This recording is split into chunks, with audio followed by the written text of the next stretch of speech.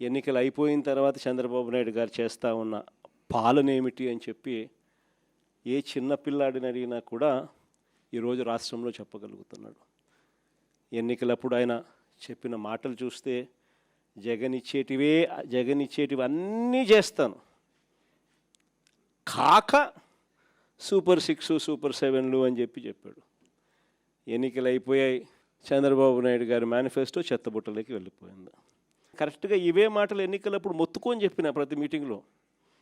చంద్రబాబు నాయుడు గారిని నమ్మడము అని అంటే పులి నోట్లో తలకాయ పెట్టడమే స్వామి అని చెప్పి మొత్తుకొని చెప్పిన నేను ఎన్నికలకు ముందు. అయినా కూడా చంద్రబాబు నాయుడు గారి అబద్ధాలకు మోసాలకు ఏదో పొరపాటున కాస్త తలొగ్గడం జరిగింది. ఈరోజు ఎన్నికలు అయిపోయాయి, 2 ఏళ్ళు అయిపోయింది, 3వ బడ్జెట్ కూడా ప్రవేశపెట్టినాడు. ఇక మిగిలినటి 2 బడ్జెట్లు. ఈరోజు పరిస్థితి ఏమిటి అని చెప్పి చూస్తే జగన్ ఉన్నప్పుడు ఇస్తా ఉన్న అన్ని స్కీములు రద్దయిపోయినాయి. జగన్ ఇస్తాడన్న స్కీములు కాక సూపర్ 6 సూపర్ 7 అన్నోడు ఎన్నికలు అయిపోయిన 2 ఏళ్ళ తర్వాత పరిస్థితి ఏమిటి అని చెప్పి చూస్తే జగన్ ఇస్తా ఉన్న స్కీములన్నీ పూర్తిగా రద్దయిపోయినాయి.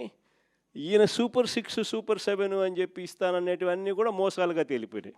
మన హయాంలో మనం దాదాపుగా 3,30,000 కోట్ల రూపాయలు మనం అప్పులు తెస్తే 5 ఏళ్ళు కలిపి 3,30,000 కోట్లు అప్పు చేస్తే అందులో 2,73,000 కోట్లు నేరుగా బటన్లు నొక్కడం, నా అక్క చెల్లెమ్మల కుటుంబ సభ్యుల ఖాతాల్లోకి నేరుగా వెళ్ళిపోవడం.